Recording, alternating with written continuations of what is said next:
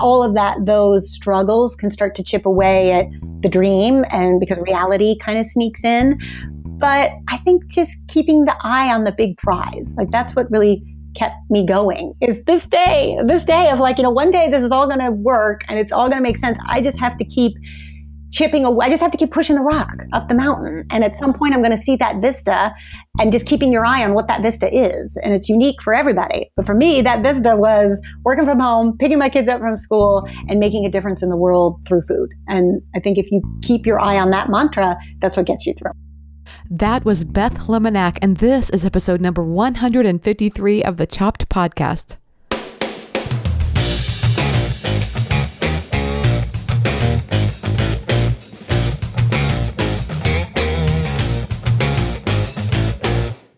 Hey everyone, I'm Marley of the blog Namely Marley. I am your host, and this is, the Chopped Podcast. So what do we do here? Well, every week my goal is to share with you thoughts, stories, interviews, everything related to food blogging, so we can all learn together about what works with food blogging, and maybe even a little bit about what doesn't. Wow, here we are in the middle of January already. Are you feeling it? All the things you're excited to be doing in 2018.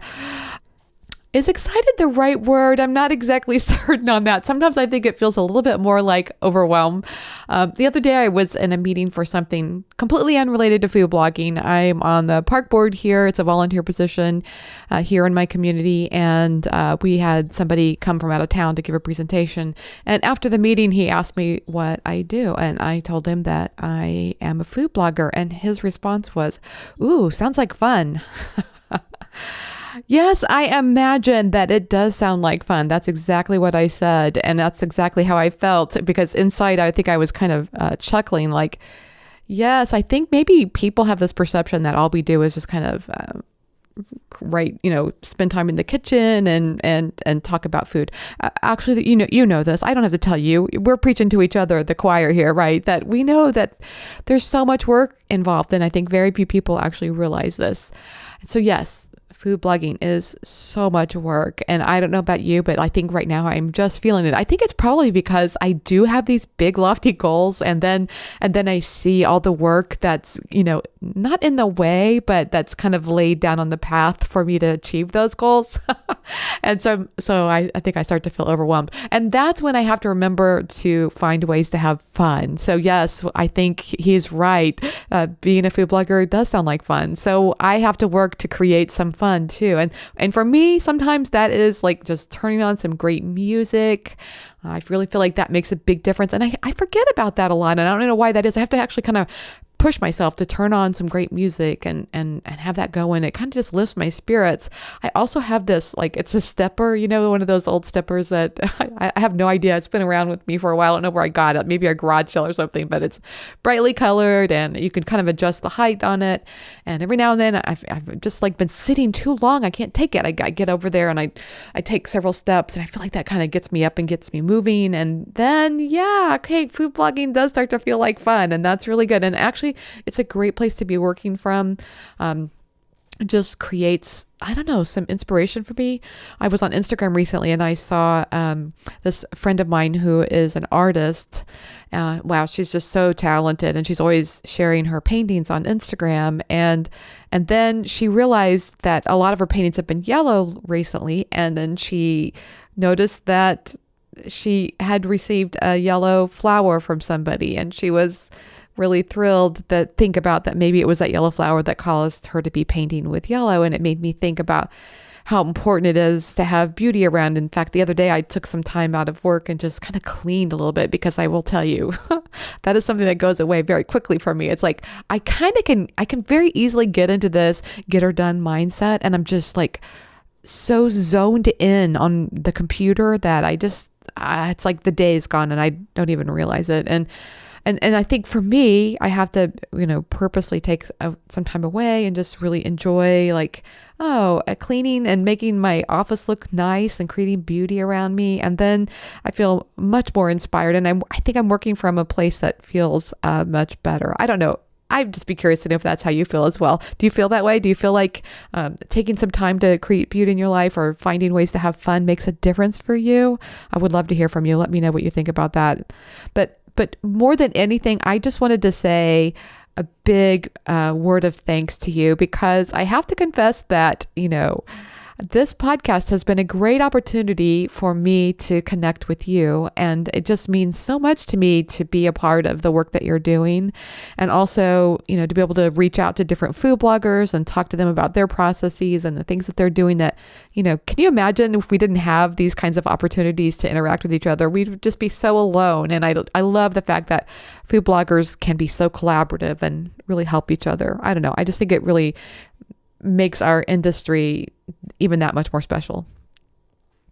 So, because I'm feeling all this gratitude for you, I wanted to do something to show you my thanks. And as you know, last week, I had Kate Kortzmeyer on the show, and she was talking about food writing, and she mentioned a couple of books. And so we've decided that we're going to give these books away, and you've got a chance to win one of them. So the first book is called Great Food Writing of 2017. It's a lovely book. It is definitely on my read list, although I have to confess I made a trip to the library recently, and my reading list has gotten very big. It's almost like I told Addie that my you know how you say my eyes are bigger than my stomach? That's kind of how I feel about, reading right now. It's like my eyes are big for all these things I want to read. And then for some reason, I don't seem to have the time to actually do the reading, but I do have the goal. And then the second book is Food, Salt, Acid, Heat. And if you were listening to last week's episode, you'll realize that I missed the acid part. I left that out of the title. So it's Food, Salt, Acid, Heat. So we're going to be doing a drawing during the January 24th episode, and we'll pull 2 names out of the hat, and each person will win one of these books. I hope that's very clear. Each winner will receive 1 book. And here's how you can enter to win. 1, go to Facebook and join the Chopped Bloggers group. 2, go to iTunes and leave a review of the Chopped podcast. That's my favorite one. 3, go to chopped.academy and scroll down to the bottom of the screen and join our newsletter list. The last thing you'll need to do is to let me know which of these things that you've done so I can put your name on my lovely little spreadsheet. You can send me an email at marley@chopped.academy, or you can send me a note in the Chopped Bloggers group on Facebook, or you can leave a comment on any post at chopped.academy. What will happen is for everything that you do, you'll get a separate line on the spreadsheet, and then I'll go to random.org and I'll just have it pick a couple of numbers, and those will be the people that win. I'm so excited because, these books are very impressive books, and I really feel like there's something that can just help us grow. And the one thing I know about food blogging is it is a continual path of learning. So anything that we can do to learn, whether that's reading, whether it's taking a course, whether it's, participating in a webinar, going to a conference, all of these things make a big difference. Again, this is just my way of saying a great big thank you to you. I enjoy and thrive and feel inspired to be in community with you. Now, on to the show. Today, I'm sharing an interview with Beth Le Menach. She is with the site and the YouTube channel by the same name, which is Entertaining with Beth. I first started following her YouTube channel a long time ago. I don't actually remember when and how it came to my attention, but I loved how she talked about the food, and she would just be sitting in her living room and talking about it, and then she would go into the kitchen and show how she'd make it with tips. And I don't know, I just felt so relaxed after listening to her talk, and then it made me feel relaxed about going into the kitchen myself. So I think that's a good thing.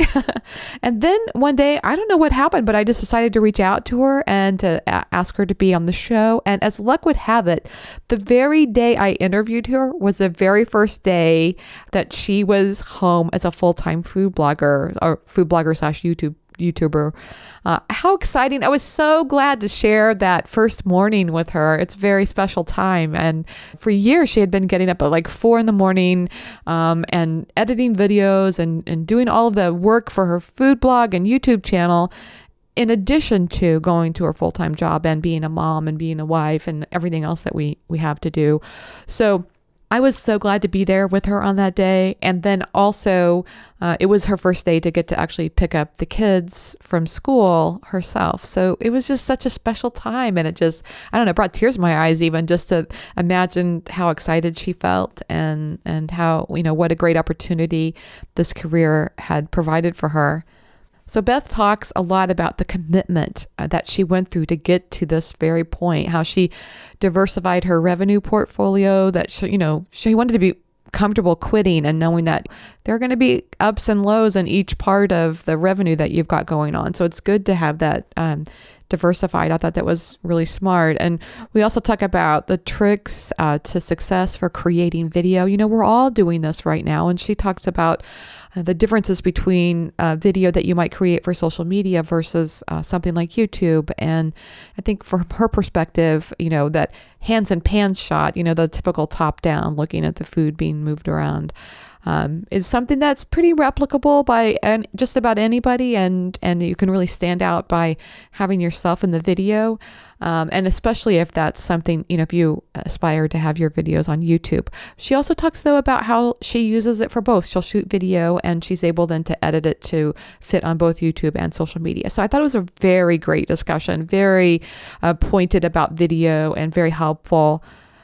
We also, of course, talk about this passion of following your dream and believing in yourself and how that can carry you through the hard times, because she's no different than anybody else. There are some times where things are all working out and other times where you have to really kind of push. You have to have that grit and get through the tough times without, throwing in the pan or throwing in the dish towel or the rag or whatever. What is that saying?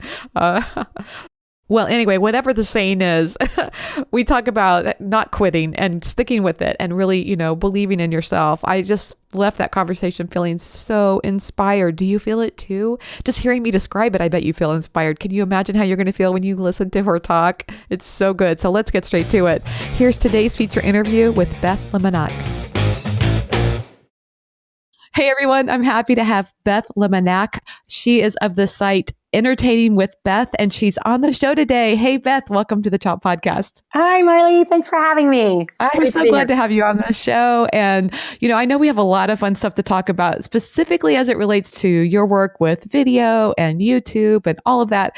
But I think it would be really helpful for everybody if we started with just a step back, and maybe you could talk a little bit about why it is that you started your site, Entertaining with Beth. Yes, definitely. Well, it is, like most people, one of these long drawn out stories. So I will try to give you the highlights. But basically, my background for the last 20 some odd years has been video production. So I got into this from the video production side. And I used to produce a lot of different lifestyle shows for the Scripps networks. So HGTV, DIY, and Food Network. And back in 2011, I had made the transition to digital media, and I was working for a digital media company called Kin Community, which we can talk about a little bit later. It also sort of factors into my path.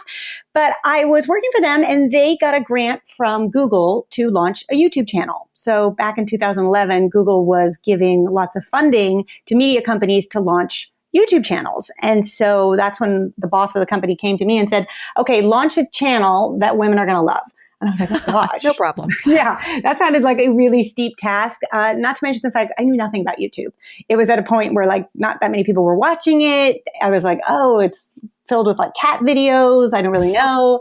But I was a new mom and Pinterest was just starting to take off. And I remember thinking, I want to do Pinterest but video. I wanted to create something that was pretty.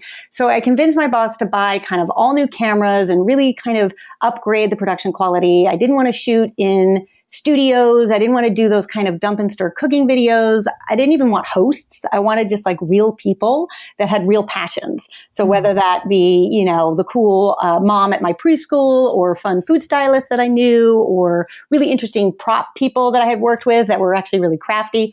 So we did about 800 of these videos with oh my goodness. I know, right?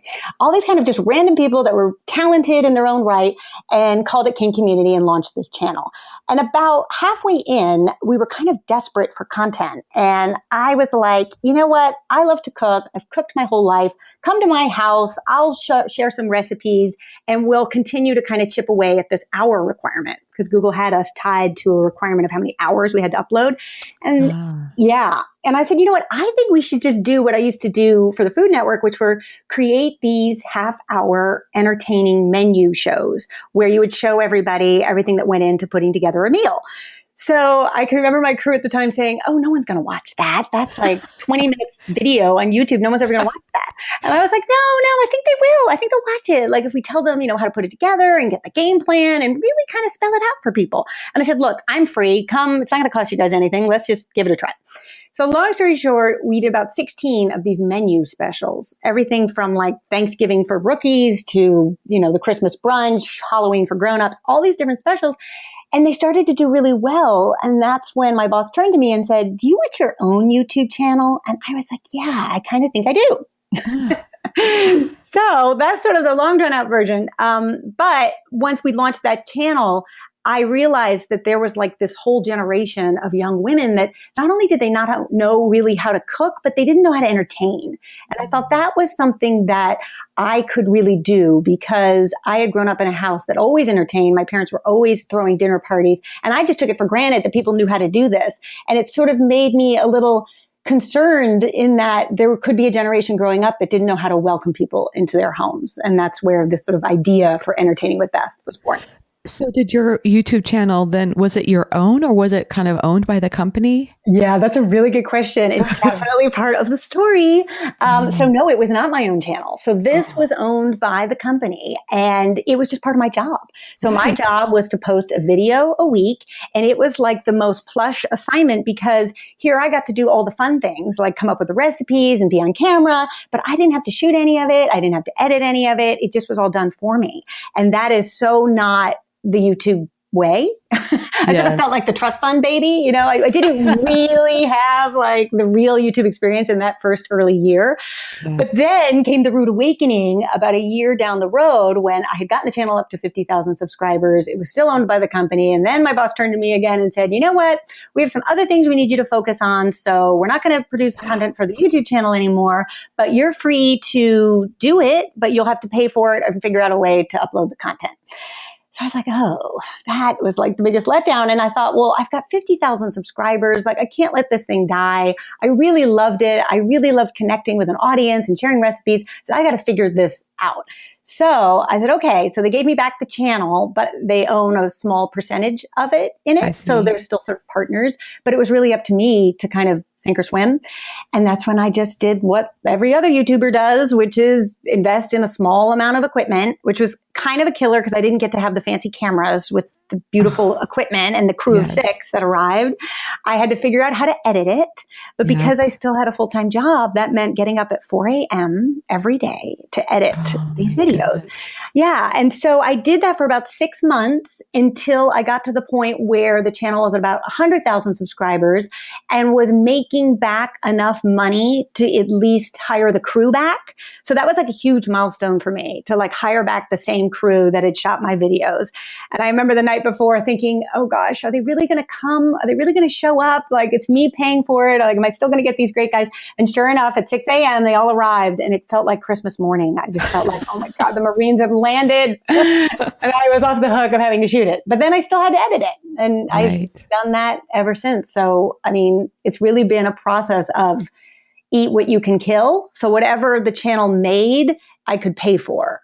And so then like 3 years down the road, I then was able to buy back the fancy cameras. So that was another milestone of like, oh, so great. Like now I have the same production quality. I have the same crew, but I'm still editing it.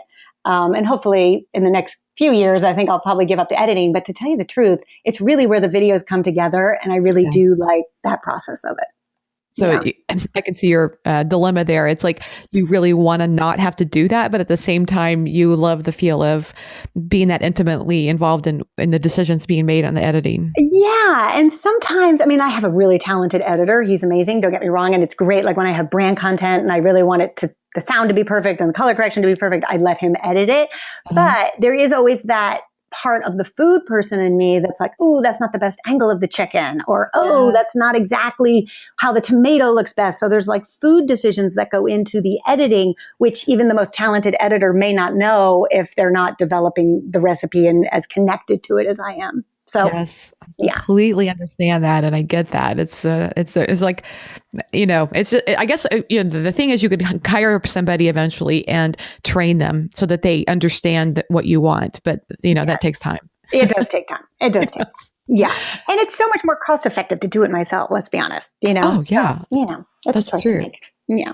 Your story kind of reminds me of my own journey leaving corporate world and starting my own food blog, because one of the reasons that I really hated corporate work is this kind of lack of ownership of your work. The example that I give is I was an executive director of a project. It was a 2-year company. The company was there and we were doing a 2-year project, and we had a researcher that we hired to actually give, at the end of it, we wanted to report, and it was all published in journals and things like that. And, I noticed at the end of the 2 years, she got her name on everything. At the end of the 2 years, I quit, and then my name was on nothing. All these products and things that I developed. And I mean, it sounds kind of egocentric to say this, but you're lucky that they let you have your YouTube channel. Yes. I often think of that. And I think a couple things. Like, I think at that point it was 50,000 subscribers.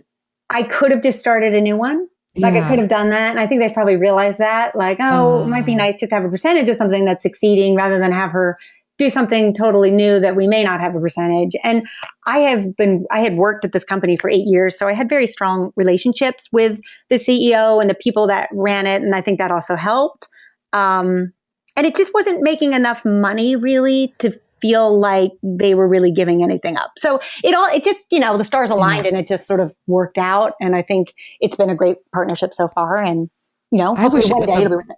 I wish there was a model more companies would follow, letting, like, for example, this researcher got her name on the journal. Why can't more employees that have a vested interest in products or whatever that are developed? I don't know. Well, you would think so. Well, because it gives you a sense of sweat equity. Yes, and I think whether you're an entrepreneur or whether you're working at a big corporate company, everybody needs to feel ownership to really care about something and put their sort of heart and soul into something. And without that ownership, it's not really there. It's just a job, and you're kind of ticking off the time to go home. Yeah, I know. Exactly. Right. Exactly. But I think the other thing that's great too about having your own company is the ability to say yes and to say no to things that are your own instinct. And you don't have to ask for permission. And I think that's so rewarding of like, no, I want to take a risk on this company because I think that they actually could offer me something great. Or no, I don't feel good about this person. I'm not going to work with them. Like, you can trust your instincts a lot, where in corporate America, you're trying to listen to your instincts, but somebody might veto you or somebody might, and that's really frustrating. You will work with them. Whether you like it or not. Oh, no, or you don't get to kind of experiment or be curious about things because you're sort of risking somebody else's dime as opposed to your own, which exactly. And thank you for putting that in such a positive light, because there are times that I feel a negativity around, everything is my decision. But yes, it's so important to celebrate the positive side of that. Oh, it is. And it's very liberating. And I think because it sounds like you were in corporate America for a while, and I certainly for 20 some odd years were. So I don't, this is all new for me. And it's like, I don't have those shackles anymore. It's so exciting. Yeah, well, we should talk about that, because today it's a very exciting day for you. Do you want to talk about that? Yes, today we were talking before we started recording. Today's very auspicious, as this is the first day of my full-time Entertaining with Beth career. So it's my first day in my home office, and I spent the whole break like cleaning everything, filing everything, putting everything away. So I'm in a very clean and tidy office for my first day. Feels great. I love clean and tidy offices, and mine right now is not, but I intend to get it there soon. It's you just feel like you can think better, or I can.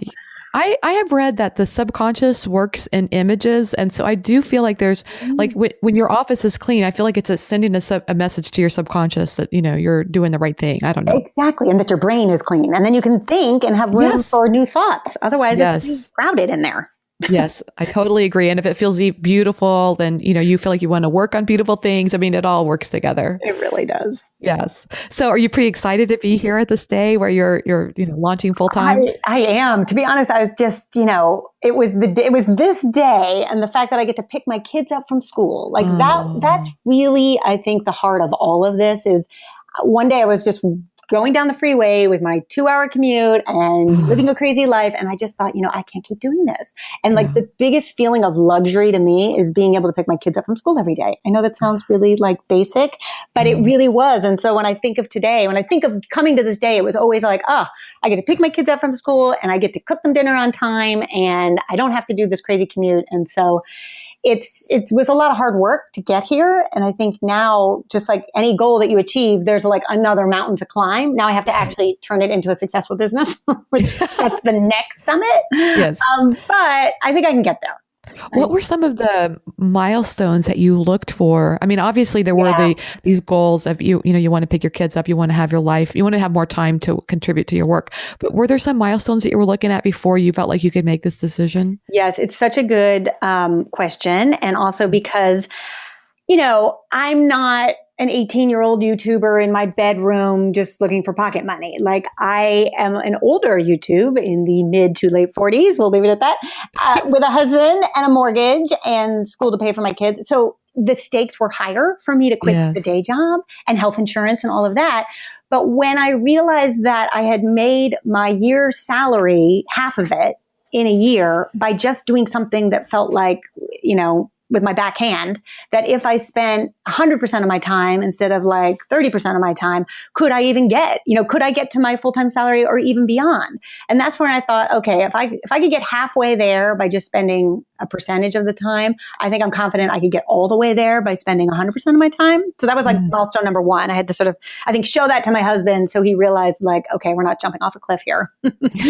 Yes. So that was number one. And then number two is I had to have at least 5 revenue streams that were coming into this business that would allow me to be more diversified, that were strong and consistent and wasn't just relying on YouTube AdSense. And we can talk about that a little bit because I think that's the key thing with video right now. There's so many ways to leverage it that can lead to revenue than there were before. So I think allowing the industry to catch up, I needed to kind of put in the sweat equity so that the industry could mature enough so that there would be more opportunity. That makes so much sense. And I think for people who may be also considering this step, I think it's so important to have a diversified portfolio of revenue because sometimes things go a little stagnant. Yes, no, for sure. And I think of that, like having those top 10 revenue streams, like, and what are they? And if one knocks off, like, okay, what's the one that's going to fill it? And I think, a lot of people on YouTube don't realize that there are a lot of ways to leverage that audience because that audience is so engaged and so committed that you can leverage them in different ways that can lead to revenue, which is pretty exciting. I think we're in a month that is a perfect illustration of that. And I'm in an ad network on my site, and ads just typically in quarter 1, especially in January, there's just not as many people who are contributing as high dollar ads in January. And so I could have the same traffic, but my ad revenue will go down dramatically in January. Yes. And I think that was the biggest eye opener for me is that how hard it is to really make money on media. So media being like ads on a blog, pre-rolls on YouTube, like it's great when it's great. But you may only have a quarter that it's that way. It just takes so much scale in order to make any significant money, meaning you have to have hundreds and thousands of page views or millions of views. Even on YouTube, like people will laugh and they'll say, oh, but I had, 100,000 views on this video, but I've only made like $5. And it's like, yeah, because AdSense just like blog revenue, like it's not really where the money is. It's good, but you just need to have such scale in order to make money on media. So that really forced me to look for other ways to make money off an audience that don't involve media. And I think that has been really great because media is always good to have in the background. Like it's kind of just passive income. If you just keep showing up and posting content, you're going to get that media. But what were some of the more creative things that I could be doing to leverage the audience to make money? And that's where I really leaned into this idea of a subscription box, which has been really interesting. I don't know if you've seen that or not. No, I'd love to hear more about it. Subscription box. Yeah, subscription box. So, I know what that is. Okay, yeah, but let's talk about that. Yeah, so I was getting hit up from all these companies of like, oh, promote our subscription box and, the spices of the month and the jams from around the world. And I was like, yeah, I don't really know. And I sort of said no to a lot of it because it just didn't really make a lot of sense. until I got this really interesting email from this company. They're called Blogger Republic, and what they, with a K, Blogger Republic, and what they do is they partner with different influencers, mostly on YouTube, from what I know, to create your own subscription box. So right now I have an Entertaining with Beth subscription box that's $35 a month, and it gets sent out every other month. So people sign up for it. And in it are all the things that I love for that month. So it could be like a beautiful wood cutting board, or a certain spice, or a great ice cream scoop, or a fun little skillet. And then I do an unboxing video on my YouTube channel showing all the products and what to do with them. Yeah. Yes. So I show people what to do with them so that the people that are getting the box understand how to use them. And then the people who don't know about the box are being advertised to it. And they're like, oh, this is kind of cool. What is it? So that it spurns more signups. Yes. And then I create 2 recipes for every box that are specific to the products in the box. Oh, how smart. Right? Isn't that fun? And I realized that, like, it's not for everybody, but it's for the super fan. It's for the fan that is watching my videos every week. They make all the recipes. So why not have some products that will help them make those recipes, because they know that it's in the box, and they'll have, the cute cupcake liner or the great pastry tip or whatever they need to make the recipe. And then people who aren't subscribed, they're not really missing out, because they too can make the recipe and buy the products if they wanted to. But mostly I try to do recipes that aren't completely dependent on the products. So it's kind of a win-win for everybody. To get that little box, in the mail, and it's got these fun things in it. Yeah. Yeah. So that's been really great doing that. As well as, brand content is always, I think, the more lucrative on YouTube. Where you're brand content, in other words, sponsored kind of work? Yeah, sponsored work that involves integrating a product in a video. Yeah. That is so much more lucrative on YouTube than, I think, in a blog post, because so many brands right now want video, because then they take that video and they'll cut it down and they can use it for their social feeds, or they can do a pre-roll. They can turn it into a pre-roll. Like, this is all negotiated in the kind of, outreach part of it. But that can be very lucrative. Now that is content for your YouTube channel. Do you ever do sponsored work? I guess it's not sponsored work. It's really more like work for hire, where you're creating content for their site?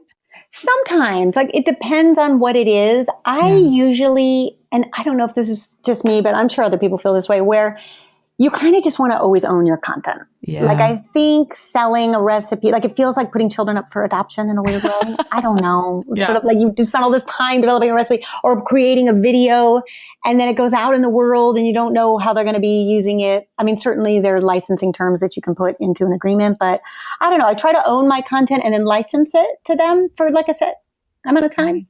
Yeah, that makes sense. Yeah, a year or 3 months. Yeah. Now, I've heard this rumor that, you don't do the typical, we talked about this beforehand, this kind of hands and pans, which is like the top down, and all you're seeing is somebody's hands moving. It's very popular on Facebook right now.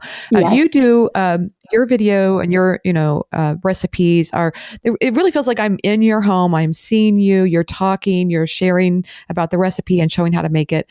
I've heard that brands are very interested in that type of video. Is that true? Oh, really? The personality based, you mean? Yes. More interested in that? Well, I think what's interesting about that, I mean, a couple things is, on YouTube, you have to appear in your videos. Like, for 2 reasons. One, your video just will never be long enough if it's hands and pans. And right now, what YouTube favors is watch time. So if your channel is not contributing to a lot of watch time on the platform, those videos will not really be surfaced in suggested videos, in the browse features, and all the different places that people discover videos on YouTube. So that's number one. And then number 2, the problem with hands and pans is they all kind of look alike. Like, there's little nuances once you start watching enough of them to know, like, oh, that's a tasty one versus this is, somebody else. But it doesn't really allow you to differentiate. So it becomes kind of like really homogenized. Whereas I think if you spend the time to do a personality-based video on YouTube that you're going to post there, that allows people to get to know you, that become kind of part of your tribe, because they get to know all of your little quirks. And that's the other part. I mean, that's the blessing and the curse, is like, you have to put yourself out there. But in putting yourself out there, you end up attracting people who like that person, Right. who seem to like you and your quirks. And that becomes really endearing. And that is really kind of the glue, I think, between a YouTuber and the community is they get to know their little catchphrases, or they get to know like, oh, like a funny thing on my channel is I love raisins. And I know that there are like raisin haters out there. So anytime I have a recipe with raisins, I'm like addressing the raisin haters. And that sort of just becomes something that people come to expect. And you can't really do that with Hands in Pans. It doesn't really allow for that. But you can then take that long form YouTube video and cut it down, because you've already you have all the footage. You can just cut it down for Facebook. So you can still contribute to sort of, sped up short form video content on Facebook and Instagram, but it wasn't originally shot in that purpose. And it just allows you to repurpose more and spend less money to get more content, I would say. Yeah, I totally agree. And I love this idea. I mean, I don't in some ways. I mean, I think a lot of people probably prefer the Hands and Pants just because your face doesn't have to be in the video. And, there's a lot to overcome there. But I think I agree with what you're saying. Like the more you can come to accept yourself and your quirks and the things that you do, then the more other people will as well. Exactly. And here's the thing that makes it so interesting about YouTube. And I've had people come up to me and say, oh, it's too late. And, YouTube is so saturated with food channels. Like I kind of missed the window. My feeling is like, no one's missed any window, because there's not another you out there. The way that you talk, the way that you present yourself, the recipes that you do, your unique view of the world. And that's what allows, 10,000 chicken Parmesan recipes to be equally valuable on YouTube, because they're all unique. And I've even had people say like, oh, we want your, chicken teriyaki recipe. And I'm like, oh, does the world need another chicken teriyaki recipe? And they're like, yes, because we want to see your version of it. And that is the power, I think, of YouTube, is that personality. I completely agree. And I feel the same way, from my blog's perspective, because, does anybody need another cornbread recipe? Except that I make it the way that, I kind of grew up eating it, and I adapted it over the years to my taste, and the people who follow me like my taste. Exactly. And now I want to see your cornbread recipe. Like it's the personal story and kind of the point of view that makes it unique. It's not necessarily the recipe all the time. Yes. The one thing I've had to learn, at least on my blog, I feel like, is that I think I started out my blog kind of with this very playful and, just kind of trying to be funny all the time. And I had to realize that, oh, you know what? My readers are actually looking for a little bit of seriousness about how to make this recipe. So I've had to kind of get serious about, kind of like what you're saying, you're really kind of educating people on how to entertain. And I feel like I have had to learn that. That's a lesson I've had to learn over the years. Is like I have to move into an educator role at some point in this blog post. I think everybody learns what that balance is for their unique brand, is that you need to have, I think, equal amount of personality as information, and how you pull those levers each week is interesting. And I think, that this is the great thing I think about all of these platforms, is that the audience will tell you what they want. And what I started doing 6 years ago is a little bit different than what I'm doing now. It's not radically different, but it's refined and it's been tweaked based on feedback, and the audience eventually kind of tells you who they want you to be for them. And if it's not too far stretched from who you are as a person, then it's kind of an easy thing to calibrate, Yes, exactly. That's one question I was going to ask you is, has your journey to this day felt like one continuous straight line of success, or have you had some setbacks along the way? I think we all have. I mean, there's been so many moments where it feels like you're pushing a rock up the mountain and you just want to let go, and you just think you can't do it another day. And I think a lot of that for me was just having too much going on, being so overscheduled between, working 50 hours a week, or, having a 3-hour commute every day, raising 2 children, like all of it. And there were some serious meltdowns where I thought, I'm not doing any of this anymore. And I think what just kept me going is that audience that would expect me to show up there for them every week. And I think you get these amazing comments sometimes that just shows like what you're doing is mattering to people. Like it's making a difference to somebody. And as long as it's making a difference to somebody, I have to keep showing up, because that's where the real gratification comes from, all of the hard work. Like if it's just for fame and fortune, like YouTube is not the place, because it's just too much work. And there's easier ways to make a quick buck. Yes. But I think what really is the glue and the staying power is just the connections you make with people. And when you get these comments that say, I had one that just has always stayed with me. This person said that their father had moved in with them because he was dying from cancer and they needed to cook him meals every day. And they were using my channel and cooking their way through. And they created this beautiful life for him in the last 6 months that he lived because he always was well fed, and that they took the time to tell me that. I know, I would have never thought that is where these recipes would lead. So you just never know how you're inspiring somebody and what they do with that inspiration. And, the stories go on, and everybody has their own unique stories, but I think that's what's kept me, And, you go through those financial struggles where it's hard to pay for the crew some months and you're having to borrow from your personal savings. And then that causes sort of strife in your family. And then, you start to all of those struggles can start to chip away at the dream, and because reality kind of sneaks in. But I think just keeping the eye on the big prize, that's what really kept me going, is this day of one day this is all going to work and it's all going to make sense. I just have to keep chipping away. I just have to keep pushing the rock up the mountain. And at some point I'm going to see that vista, and just keeping your eye on what that vista is. And it's unique for everybody. But for me, that vista was working from home, picking my kids up from school, and making a difference in the world through food. And I think if you keep your eye on that mantra, that's what gets you through. I interviewed somebody several months ago that talked about they actually worked with a PR company to help them create a mantra or a mission statement. Or it sounds to me like that's your mission statement. This woman told me she read this statement every single day to kind of help keep her grounded.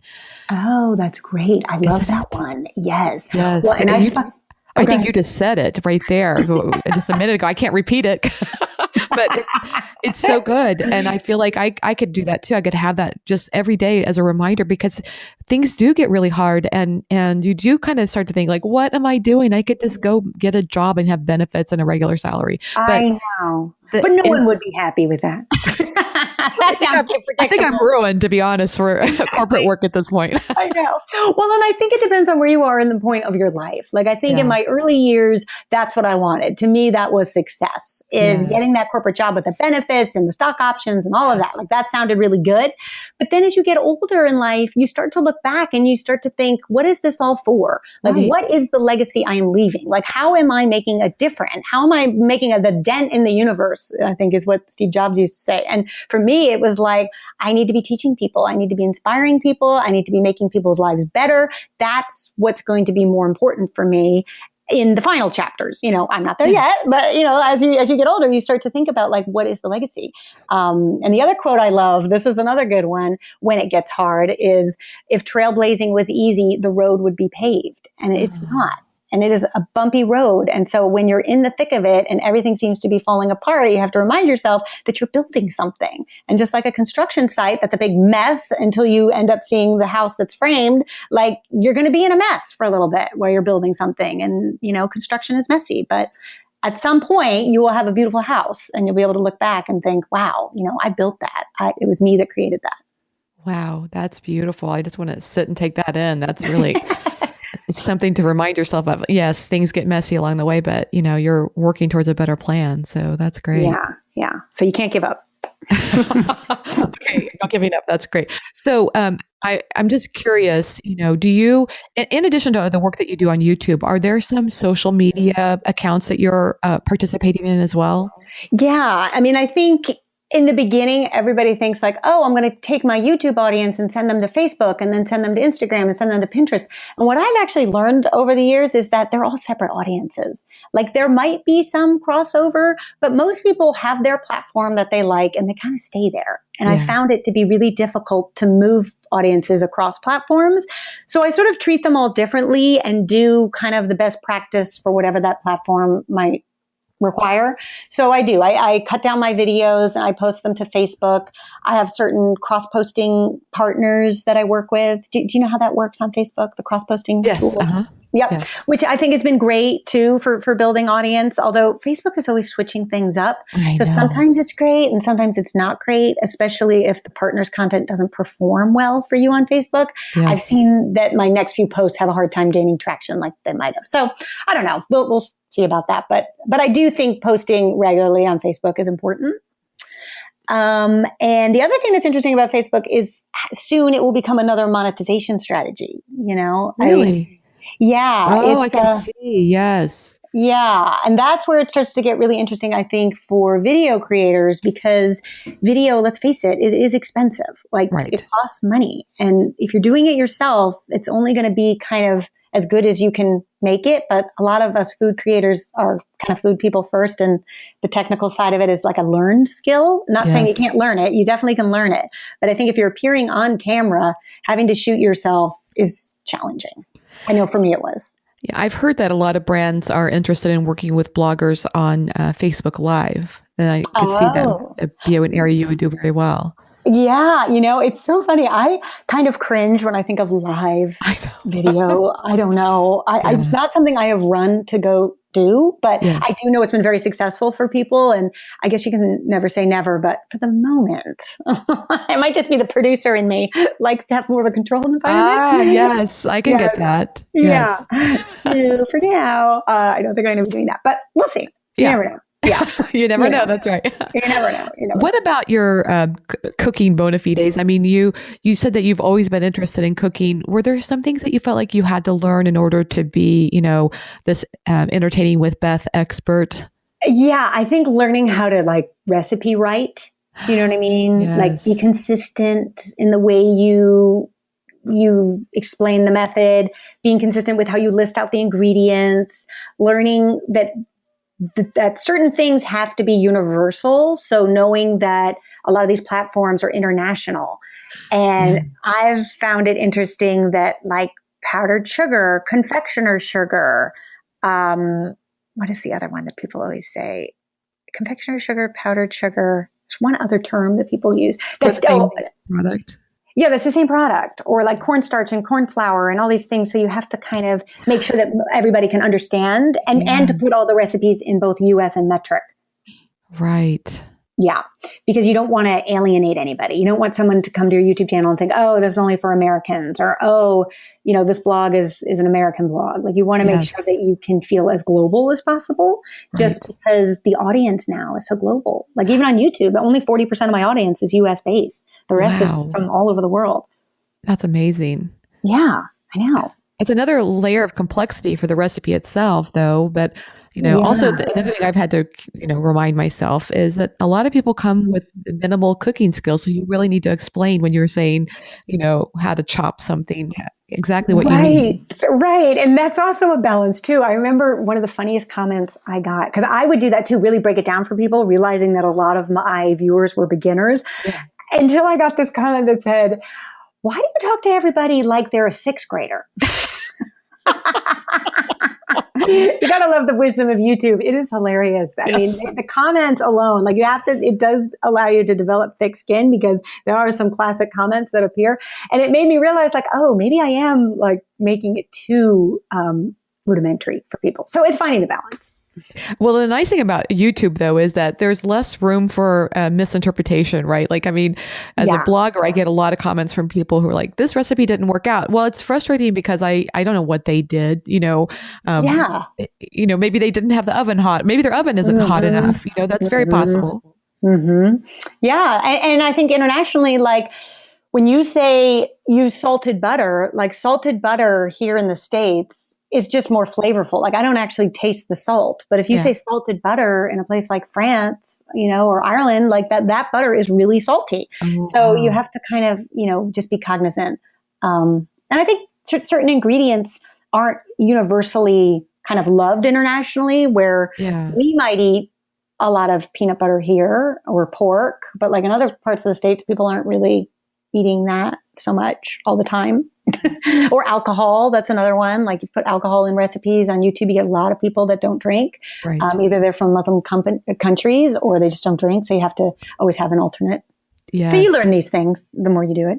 Yes. Although I find that interesting, like vanilla is a good example. It's basically alcohol, but Yeah. I think a lot of people don't realize that actually, that there's I that. know. I think Yeah. you're right. Yeah.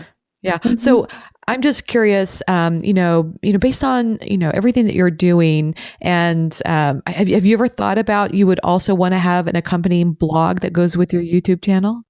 Well, for a long time I didn't, and I would just put the recipes in the video description. And actually, I still do that. I do think for anybody considering a YouTube channel and really wanting to grow there, you should always put your recipes in the video description because you want to keep people on YouTube. Right. You don't want to send them off because if you send them off, and again, it's like a decision to make. It's a business decision based on like how much you might be making off a blog versus how much you're making on YouTube. But every time you send somebody off the platform, you're cutting into your watch time. So if you have like 3 minutes of watch time on one user and they go off your channel to go to your blog to get the recipe, you may have lost them for good, as opposed to having the recipe right there. They might cook with you and watch that video again and contribute to more watch time or watch another one of your videos. So that's something to consider. But I realized that people wanted to print the recipes and you can't really do that very easily on YouTube. Yeah. So it was like one Sunday afternoon, I was like, all right, here's another thing I have to figure out, and just figured out how to do the blog. It's not the slickest blog, I'll say that. It's definitely like a very basic template with very basic plugins. But you know what? For me, it works for now, and I'll just, kind of keep it there. But it has been getting traffic through just Pinterest and Facebook, and it's good to have a place to sort of a hub, I guess, where everything sort of exists. Right. Yeah. I feel like that's the same thing with podcasters. Like I see some podcasters that have, just a very, very basic site, and then others that are, more. So it's the same thing is all I'm trying to say.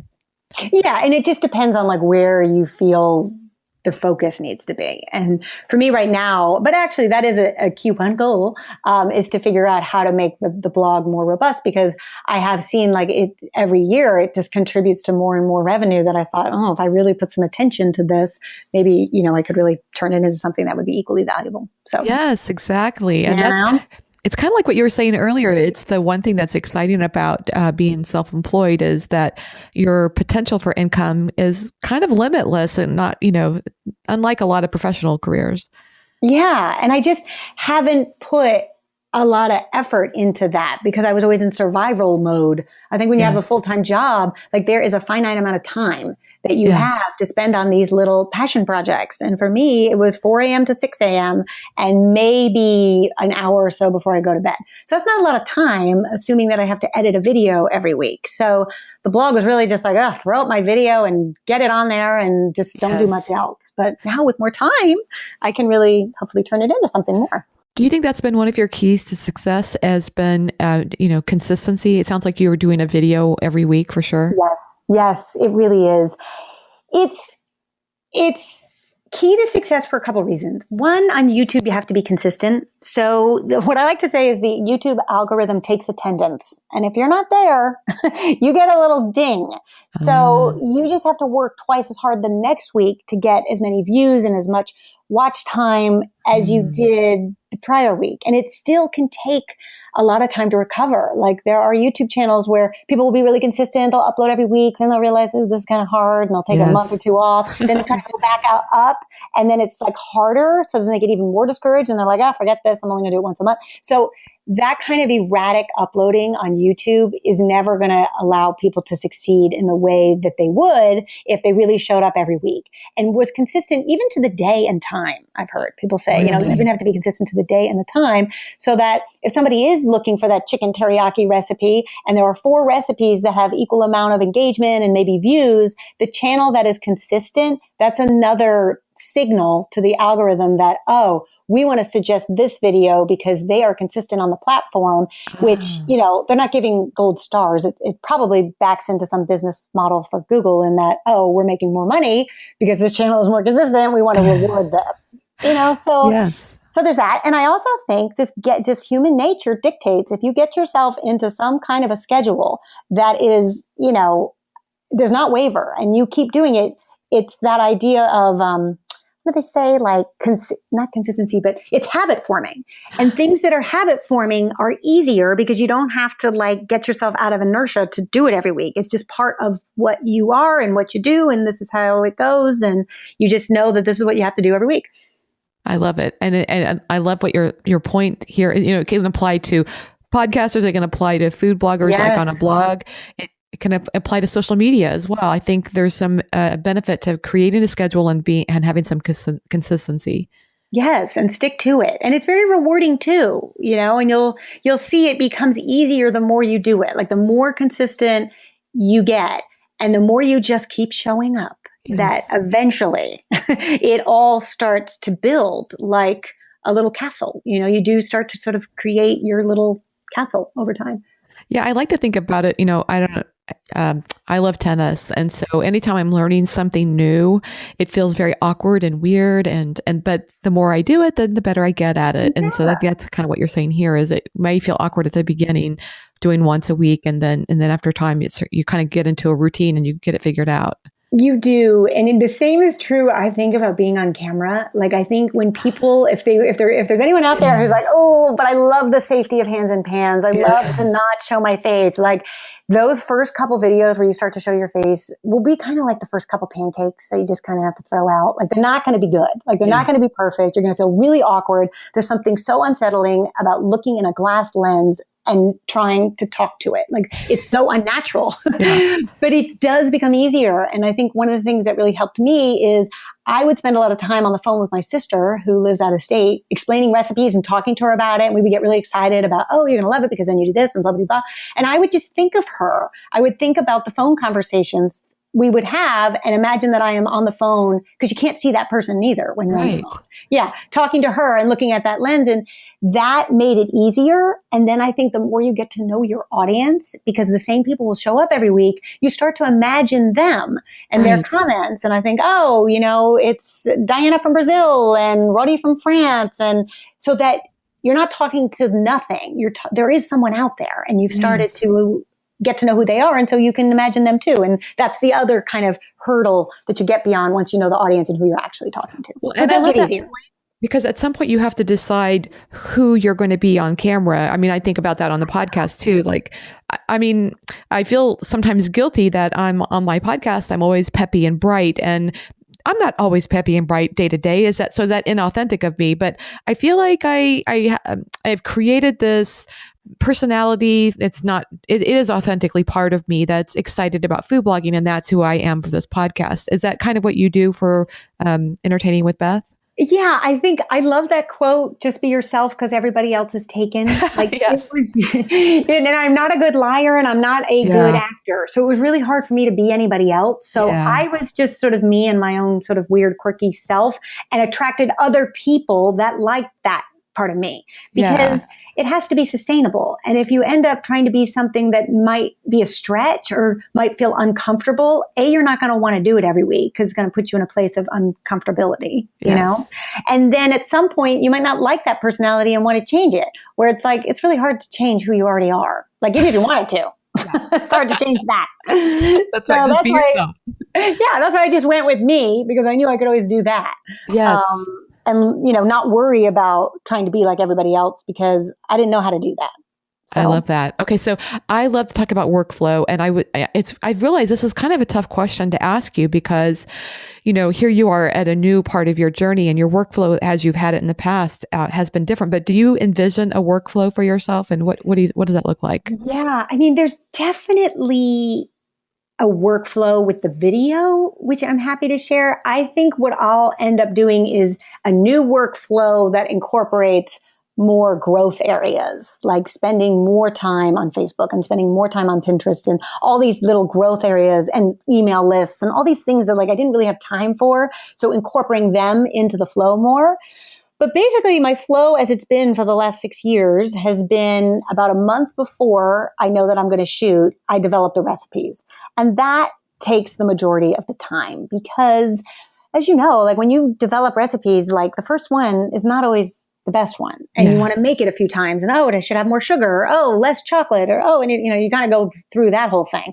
Yeah. And that can take 3 or 4 times till you get to the point where you're like, okay, this is really good. I can't stop eating it. This is ready to go. Because there is so much work that goes into the video that if the recipe is not great, like I don't want to go through all the work. You know what I mean? Right. And you're only as good as your last video and last recipe, because people try it and they will come back and tell you if it was good or not. And, YouTube is the only social platform that has a dislike button, and you'll get a lot of dislikes. So there's all these things that are kind of factoring into what recipes actually make it to the shoot. But once I get about 4 or 5, then I know that I'm good. And that's my other tip is like, if you're going to pay for a crew, you have to batch shoot. You have to shoot at least 3, 4 when it's daylight savings time in the summer and we have really long days. Sometimes I try to squeak out 5. Yeah. That's a really long day, but it amortizes the cost of the crew.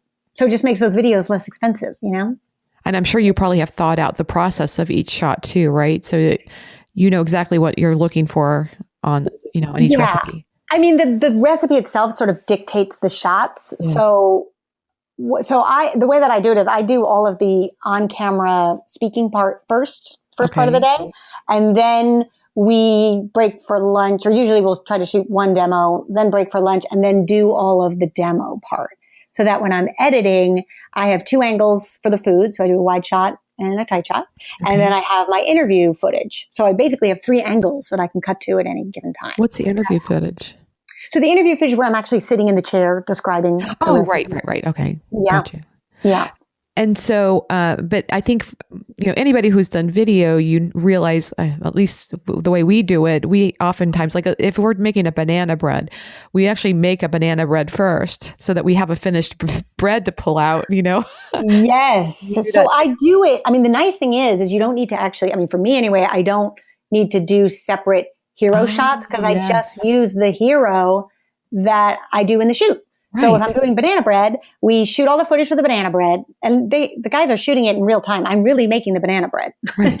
So that I have a nice hero once it's baked. And the nice thing about having a camera crew there while you're cooking is you have to be so precise and so slow, so you don't really mess up. Like I actually think some of the best recipe hero shots are the ones that I've done while shooting because I don't rush, because I can't. Right.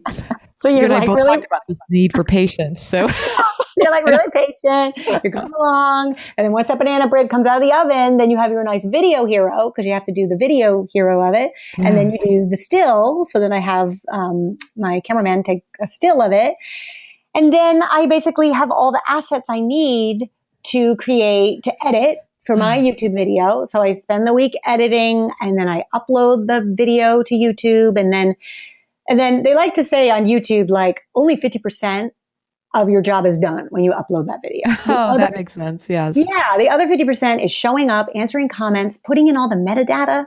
So there's a ton of metadata that you can add in your YouTube upload, from keywords to tags to the title, the description, the thumbnail, the iCard links, the end card link. Like you have to totally soup this thing up in order to get any traction. And then you set it live. And then I make sure that it's on the blog. I make sure I do a cut down for Facebook. I post it to Amazon. Like I do all of the things that I'm supposed to do. And that just takes a lot of time, but it's important to do all that, Yes. To come this far. Yes. And I love this batch working. I actually have started this myself. I call it recipe week. And that's the week that I do all my recipes. And I have a spreadsheet that helps me track my progress so that I have my recipes done for the month at that point. Yes. And that is like such a great sigh of relief. Like, I don't know if you're like this, but when it's all done, you're like, great. I got another 5 recipes. I got another 4 recipes, Right. I love it. I love this process. It sounds pretty exciting. So I want to ask you one final question before we go into what I call my fun questions at the end of the interview. But so if you were talking to a friend that was thinking about starting their own, food channel, what would be like the number one thing that you would tell them? I think the number one thing I would say is create a niche for yourself. So for me, it was entertaining. For targeting a new cooks or like newly married people. Like that seemed to become my niche. So I would start there, like find something that feels unique to you, not necessarily unique to YouTube. It really just needs to be more unique to you. And I think for me, entertaining was unique for me because it was an environment that I had grown up in. And my recipes are French and American because I'm married to a Frenchman. So again, that was another thing that was sort of unique to me. And a lot of things are like fresh produce and things that are in season because I also have a garden channel and I keep a very big vegetable garden. So these are all little things that are kind of unique to me. So I would first start there with what the concept is. Then as far as video production, I would do whatever is sustainable. So if you don't have any money right now to spend on video production, figure out a way, whether it's your iPhone or even just an inexpensive T3i Canon camera, which you can get usually for about $500. If it's just that, figure out what is the shooting style that makes sense, that allows you to do a video every week so that you can be consistent. I think those are the two things. It's like figuring out the concept and then figuring out the production model for consistency. That's great advice. Okay, so I love to ask some fun questions. Are you game? Oh yeah, go for it. So what's one food item you can't live without? Oh my God, my herbs de Provence. It's a really? spice. Do you grow it yourself? No, it's a dried spice blend that I just put on everything. I have some of that. I don't know what to do with it. What you just put it on, my gosh. Tell me what to do with it. Okay. Well, the best thing you can do with it is throw it on some roasted potatoes. Oh. So anything that you would put salt and pepper to, you could throw on a little dash of herbs de Provence. Okay. I love it on eggs. It's great on fish. It's great in soups. There's just so much you can do with it. French fries, you name it. Oh, anything on French fries. You've got my number. I'm ready. Okay, great. I love that. And I'm really inspired to hear about your gardening channel. So I'm not currently subscribed to that, and I'm going to be, because that's awesome. Oh, yes. You can go check it out. Very cool. Okay, what's the favorite app on your phone? Oh my gosh. Oh, it has to be Instacart. Do you use Instacart? What is that? Oh my gosh. It has changed my life, like life changing. It's here in LA. I don't know. Where are you based, Marley? Are you in Missouri? Oh, okay. I think it's everywhere now, but it's called Instacart and it's grocery delivery from all of your favorite stores. So the one that's in LA right now, it offers Whole Foods, Ralph's, Gelson's.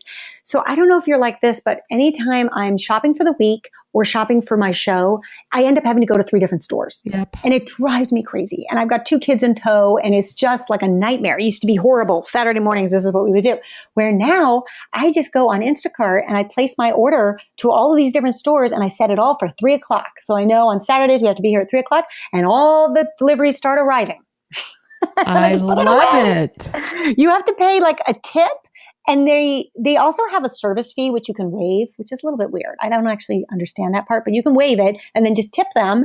And it's like the best thing ever. It has just revolutionized everything for me. Especially those days when you're busy cooking and you realize you've forgotten ingredients. Oh, man. Oh, yes. Or if I'm shooting and I forgot something or we ran out of something, we don't have to send somebody out. We just Instacart it. It's genius. Well, in LA, I can imagine a trip to Whole Foods could be like 2 hours, right? I mean, oh yeah, I know, and it's just so maddening. And with all the time, like if you're a food creator in any capacity, the time that you spent in the grocery store, and sometimes I like it. Like, don't get me wrong, I do like to go grocery shopping, but not 3 stores in a day all the time.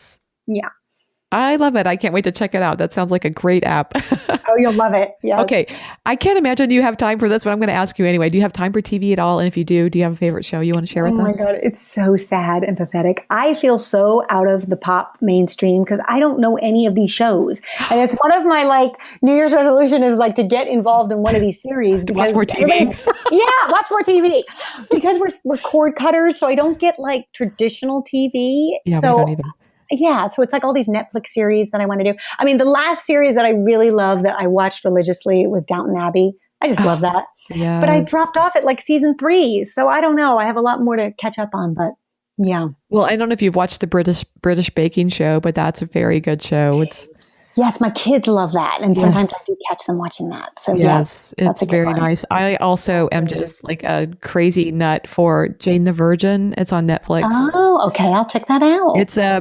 It's like a new age soap opera, but it's humorous and based off of telenovelas. Novellas. Oh, they call. Oh, just so funny and sweet and almost no violence and almost no. Oh, oh, I love that. I Yeah. know people keep saying, "Oh, you must watch Game of Thrones," but I'm like, I can just imagine how gory that must be. I just don't think I can sit through that. It is so gory. I have to tell you that we watched that and I just like, I had to have my hands over my eyes for most of I it. know. That's not enjoyable. That doesn't feel like relaxation. That feels I like totally agree. panic mode. There is a great plot to it, but I just feel like, I don't know. Yeah. It's a lot to work through. You have to really be in the mood to work through it. Work through it. Exactly. So Beth, how can people find you online? Sure. The best thing is really just my website. So entertainingwithbeth.com. And there you'll find links to YouTube and Facebook and Instagram and the subscription box and everything that we talked about. Well, wonderful. Beth, thank you so much for taking the time to talk with me today. I had a wonderful time. You bet. Well, thank you, Marley, for having me. It was great to chat with you. Thanks to Beth Le Menach for being my guest on today's episode of the Chopped Podcast. Be sure to sign up today for the Chopped Academy newsletter by going to chopped.academy and scrolling to the bottom of the page and hitting subscribe. That way you'll be one of the first to know about exciting things going on like new courses and things like that, and possibly even discounts. Thanks to everybody for your support of the Chopped Podcast. Your reviews on iTunes and Stitcher make such a big impact. Please keep them coming. It only takes a few seconds of your time and it really means so much. So please keep spreading the word. You inspire me, and I hope today's show is helpful and inspirational to you as well. Now go forth and be your best you.